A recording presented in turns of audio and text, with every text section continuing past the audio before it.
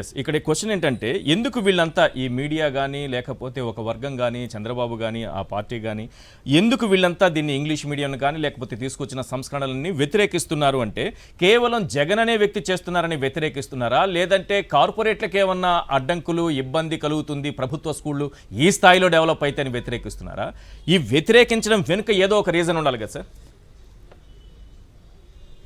లేదా వ్యతిరేకించడం ఎందుకు అంటే ఈ దేశంలో చాలా కాలం 3000 ఏళ్ళు 4000 ఏళ్ళు సంస్కృతమే కింది కులాలోళ్ళు శూద్రులు ఎవరైనా చదువుకోవద్దన్న విలువలు ఉండే. ఆ తర్వాత పర్షియన్ భాష వచ్చిన తర్వాత అది వీళ్ళకు వద్దనే విలువలు ముస్లిం రాజులు కూడా ప్రాక్టీస్ చేశారు, మిగతా వాళ్ళు వద్దన్న. తర్వాత ఇంగ్లీష్ వచ్చిన తర్వాత ధనిక వర్గాలు అగ్రకులాలకు మాత్రమే ఇంగ్లీష్ కావాలని దాన్ని ప్రైవేట్ రంగంలో పెట్టడాన్ని వీళ్ళందరూ సపోర్ట్ చేశారు. ఇవాళ దురదృష్టవశాత్తు ఏంటంటే రిజర్వేషన్ కేటగిరీలలో ఉన్న మిడిల్ క్లాస్ అప్పర్ మిడిల్ క్లాస్కి ఎదిగిన వాళ్ళు, ఎంప్లాయీస్ అయిన వాళ్ళు, వాళ్ళ పిల్లల్ని ప్రైవేట్ రంగంలో చదివించుకోగలిగిన శక్తి ఉన్న వాళ్ళు కూడా ఆంధ్రప్రదేశ్ ఇవాళ తెలంగాణలో కూడా వచ్చినటువంటి స్కూల్ ఇంగ్లీష్ మీడియంని వాళ్ళు ఒప్పుకొని దాన్ని పాజిటివ్గా చూడట్లా. ఎందుకంటే ఇక్కడ స్వార్థం, వర్గ లక్షణం, తర్వాత తమ పిల్లలకే ఉద్యోగాలు రావాలి అనే ఒక స్వార్థపూరిత లక్షణంతో అటు పై కులాలు ఉన్నాయి, రిజర్వేషన్ లేని వాళ్ళు ఉన్నారు, రిజర్వేషన్లో ఒక దశలో ఉద్యోగాలు వచ్చిన వాళ్ళు మరో తరానికి కింద రానివ్వకుంటున్నారు. ఇవాళ ఈ విద్యా విధానం జగన్మోహన్ రెడ్డి మొదలుపెట్టిన విద్యా విధానం ఒక 20 ఏళ్ళు కనుక ఆపకుండా ఆ స్కీములన్నీ ఇప్పుడు బైజూలు ఉన్నాయి, బైజూ ఎడ్యుకేషన్ స్ట్రక్చర్ ఉంది, లేదా ఈ ట్యాబ్లెట్ సిస్టమ్ డిస్ట్రిబ్యూషన్ ఉంది, వాటిని సిస్టమేటిక్గా వాళ్ళు తగ్గించేస్తారు. నేను అనేది ఏంటి అంటే ఏ రంగంలో మీరు వేరే వెల్ఫేర్ పెట్టుకోవచ్చు, అసలు ప్రజలకు ఏమి ఇవ్వకుండా మీరు పరిపాలించదలుచుకుంటే చేయండి, అది ప్రజలు తెలుసుకుంటారు, మీరు తెలుసుకుంటారు, వాళ్ళ ఇష్టం. కానీ విద్యారంగంలో ఏదైతే ఇప్పటికొచ్చి ఆగిందో దాన్ని ఒక్క ఐటెం కూడా తగ్గించకుండా ఆ మొత్తము ఎడ్యుకేషన్ ఇప్పుడు 73,000 కోట్లు జగన్ పెడితే ఇన్ఫ్రాస్ట్రక్చర్ ఆల్రెడీ వచ్చున్నది, మీరు పెట్టాల్సిన అవసరం లేదు. కానీ మెయింటెనెన్స్ కావాలి, కొత్త వాటిని ఇన్ఫ్రాస్ట్రక్చర్ పెంచాలి, అంత ఖర్చు కాదు.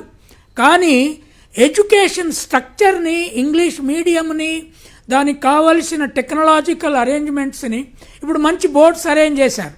వాటిని క్రమంగా చెడిపోతున్నప్పుడు రిపేర్ చేయకపోతే అవి పనిచేయవు. స్మార్ట్ టీవీలు కూడా పెట్టారు, వాటిని మళ్ళీ అందించకపోతే అవి కొద్ది కాలానికి పోతాయి. కనుక నేను అనేది ఏంటంటే that is the fundamental change that Jagan initiated. It is the revolutionary change. నేను పంజాబ్ పోయినప్పుడు వాళ్ళకి ఎక్స్ప్లెయిన్ చేస్తే వాళ్ళందరూ ఆడ మగ ఒకటే అన్నారు, సార్ వచ్చే పంజాబ్ ఎన్నికల ముందు మీరు మా ప్రాంతానికి వచ్చి రండి, మేము పెద్ద పెద్ద మీటింగులు పెడతాం, ఖచ్చితంగా మీ ఇంగ్లీష్ మీడియం కోసం, ఆంధ్రప్రదేశ్లో ఉన్నటువంటి ఇంగ్లీష్ మీడియం కోసం మేము పోరాడతామన్నారు. అది ఆ నినాదమే మొత్తం పంజాబ్ ఎన్నికల్ని మార్చే అవకాశం ఉంది. అందుకని నేను అనేది ఏంటి అంటే ఇది చాలా కీలకమైంది.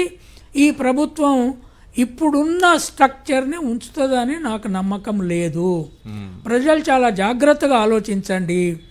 వైసీపీ కార్యకర్తలు కూడా అది మీ కర్తవ్యం ఉన్నదని నేను మరీ చెప్తున్నాను. ఎందుకంటే నాకు అనుభవం, నా జీవితంలో ఇంగ్లీష్ లేక నేను ఎంత స్ట్రగుల్ పడ్డానో, దాన్ని నేర్చుకున్న తర్వాత నా స్టేటస్ ఎట్లా పెరిగిందో, నేను ఈ దేశంలో ప్రపంచంలో నా స్టేటస్ నాకు తెలుసు. అందుకని నేను ఆ ప్రజల జీవితాలు మారాలని కోరుకునే వ్యక్తిని. నా వంతు కృషి నేను చేస్తూనే ఉంటాను. కానీ వైఎస్ఆర్సీపీ పార్టీ కర్తవ్యము, ముఖ్యంగా తల్లిదండ్రుల మెలకువ, కమిటీలు ఫామ్ చేసుకొని ఏ ఐటమ్ను కూడా చంద్రబాబు, పవన్ కళ్యాణ్, బీజేపీ గవర్నమెంట్ తీసేయకుండా జరిపే పోరాటం మీరు ఇంగ్లీష్ మీడియం స్కూళ్ళ గురించి చేయాల్సిన బాధ్యత మీ పిల్లల భవిష్యత్తు కోసం ఉన్నది అనేది నా విజ్ఞప్తిగా చెప్తున్నా నేను ప్రజలకి. సార్, ఇదే సమయంలో సార్ మీరు అంటున్నటువంటి కొన్ని కార్పొరేట్ స్కూల్లో చూస్తే పిల్లల చేతికి ట్యాబ్స్ వచ్చాయి. ట్యాబ్స్ చూసుకొని బైజూస్ కంటెంట్ లాంటిదో లేకపోతే వాళ్ళ ఎడ్యుకేషన్ టెక్నికల్గా మనం ఎదిగినటువంటి విధానాన్ని, సాంకేతికంగా మనం ఎదిగినటువంటి విధానంలో ట్యాబ్స్ అనేవి వాళ్ళకి చాలా అవసరం. అవి ఇస్తున్నప్పుడు అంటే మట్టి పిసికేటటువంటి చేతులో లేకపోతే పేడబుట్ట ఎత్తేటటువంటి చేతులకి, పేద పిల్లల చేతులకి, ప్రభుత్వ స్కూళ్ళకి వెళ్ళేటటువంటి పిల్లలకి చేతులకి ఈరోజు ట్యాబ్స్ వస్తే దాని మీద విషం కక్కేటటువంటి రాతలు కొన్ని పత్రికలు రాశాయి సార్. పిల్లలు చెడిపోతున్నారు, ఇవి చూసి అంటే దాంట్లో ఏదో కంటెంట్ ఉందని, బూత్ కంటెంట్ చూస్తున్నారని. నిజానికి అటువంటి కంటెంట్ ఉండదు సార్ ఎక్కడ. కేవలం వాళ్ళ ఎడ్యుకేషన్కి సంబంధించిన కంటెంట్ మాత్రమే అందులో ఉంటుంది. మీరు ఇప్పుడు కార్పొరేట్ స్కూళ్ళలో ఇస్తున్నటువంటి ట్యాబుల్లో కూడా అదే ఉంటుంది. ఇవేవి కూడా ఉండవు. మామూలు మన ఫోన్లు పనిచేసినట్టు, మిగతా పని చేసినట్టు పని చేయవు. కానీ ఈ రకమైనటువంటి విషయం ఎందుకు చిమ్మారు? ఇప్పుడు అనుమానం వస్తోంది. ఇలా విషం చిమ్ముతూ రాతలు రాసిన వాళ్ళు రేపు వీళ్ళ చేతిలో ట్యాబ్స్ ఉంచుతారా? ఏంటి అంటే that is the critical question now. ఇప్పుడు ఈ ప్రైవేటు ప్రభుత్వ రంగము విద్యలో ఉన్న మెయిన్ ఎడ్యుకేషనల్ డిఫరెన్స్ ఏంటి అంటే టెక్నాలజికల్ అప్గ్రేడేషను ప్రైవేటు స్కూళ్ళల్లో ఇంగ్లీష్ మీడియం పునాదిగా గ్లోబల్ స్టాండర్డ్లో ప్రతిసారి చేసుకుంటూ పెద్ద ఎత్తున ఫీజులు వసూలు చేస్తున్నారు. సంవత్సరానికి 4-5 లక్షలు ఇప్పుడు ప్రైవేట్ స్కూళ్ళు వసూలు చేస్తున్నాయి. ఇవన్నీ వాళ్లకు ఇస్తున్నారు. దాంట్లో ప్రాఫిట్ ఉంది, అది ఉంది. రెండవది, ప్రపంచం మొత్తం మీద ఆర్టిఫిషియల్ ఇంటెలిజెన్సు మొత్తం వ్యవస్థను మార్చబోతుంది. దాన్ని ఈ దశలోనే, చైల్డ్హుడ్ దశలోనే ప్రజలు అందుకోగలగాలి. లేకపోతే వీళ్ళు ఎక్కడ బతుకుదేరు లేని వాళ్ళు అవుతారు అని మొత్తం అమెరికా, యూరోప్ అంతా కూడా చర్చ జరుగుతున్న సమయంలో ఈ ప్రభుత్వ స్కూళ్ళల్లో ఈ ట్యాబ్లెట్ల ద్వారా, తర్వాత బైజూస్ సిలబస్ ద్వారా అటువంటి అప్గ్రేడేషన్ను అందుకునే క్రాప్ను ఒకదాన్ని తయారు చేయాల్సిన అవసరం ఉందని జగన్మోహన్ రెడ్డి గమనించాడు. ఆ మొత్తం వ్యవస్థని, ఆ విద్యారంగాన్ని మార్చడానికి ఉపయోగించాడు. ఆయన చాలా ఫోకస్డ్గా రివ్యూలు చేసేవాడు. తర్వాత 73,000 కోట్లు స్కూల్ ఎడ్యుకేషన్ మీద 5 ఏళ్లలో ఏ ప్రభుత్వం పెట్టాడు. అదంతా వేస్ట్ ఖర్చు అని వీళ్ళు ఆనాడు రాశారు. ఇదంతా వృధాగా పెడుతున్నారు. కానీ విద్య మీద పెడితే వేస్ట్ అంటే నువ్వు హాస్పిటళ్ళ కంటే కూడా విద్య కీలకమైంది. ఎందుకైంది అంటే ప్రతి అబ్బాయి అమ్మాయి 12వ తరగతి వరకు ఇంగ్లీష్ మీడియంలో ఇంటర్నేషనల్ విజన్తో చదువుకుంటే వాళ్ళ హెల్త్ను వాళ్ళు 100%, 200% ఎక్కువ కాపాడుకుంటారు. హాస్పిటల్స్ను వాళ్ళే రేపు ఎస్టాబ్లిష్ చేసుకుంటారు. So the source of change, the source of new wisdom is education.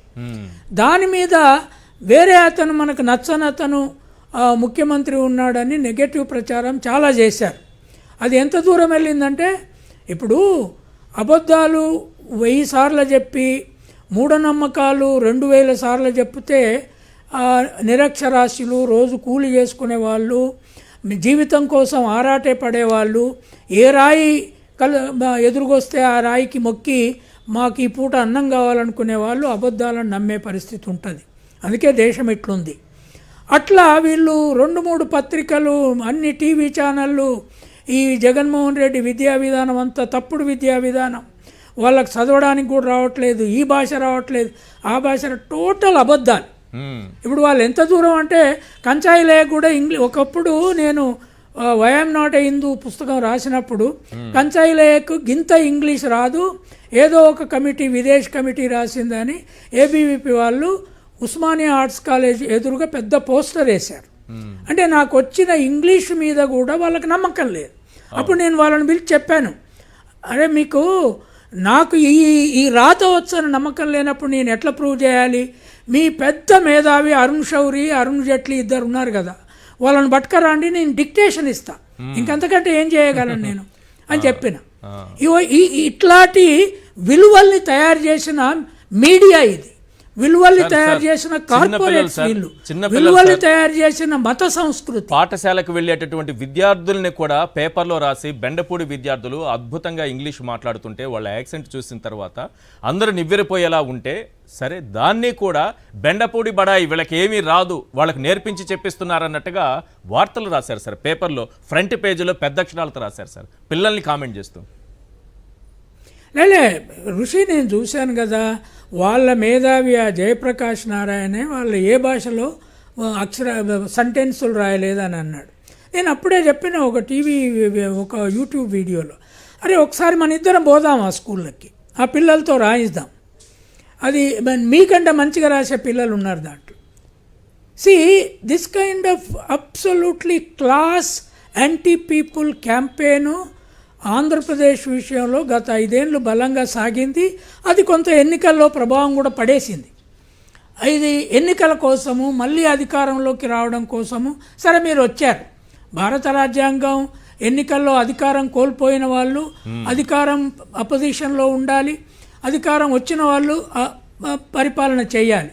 కానీ నేననేది ఏంటి అంటే, మీరు ఇవాళ ప్రజలకు నీతిమంతుల్లాగా కనీసం కనబడాలన్నా ఆంధ్రప్రదేశ్ ఇప్పుడున్న విద్యా విధానాన్ని యాక్సెప్ట్ చేయండి. This is the best thing best thing that Jaganmohan Reddy has done is education. అది సిపిఐ కావచ్చు, సిపిఎం కావచ్చు, కాంగ్రెస్ కావచ్చు, లేదా బీజేపీలో ఉన్న వాళ్ళు కావచ్చు, వాళ్ళ పిల్లలు కూడా చదువుతారు కదా. బీజేపీలో బీద వాళ్ళు ఎక్కడో ఒకడు ఉంటారు కదా. టీడీపీలో కానీ అటు జనసేనలో కానీ మీ కుటుంబాల పిల్లల్ని మీరు పరిశీలించండి. ఇది ఒక్కటి మంచిదే, ఇది ఉండాలి అనే భావన గనక లేకపోతే అదే తప్పుడు ప్రచారము, అదే అబద్ధాలు. ఇప్పుడు ఐలయ్య కూడా ఇంగ్లీషు రాదు, ఆయన ఏదో మాయ మాట్లాడుతున్నాడనే మేధావి వర్గము, మీడియా లాంటిది ఉంటే, అవును నిజమే, నేను గొర్రెలు కాసుకునే కాపరికం నుంచి వచ్చిన, నా పేరు ఐలయ్య అంటేనే అవమానించిన రోజులు.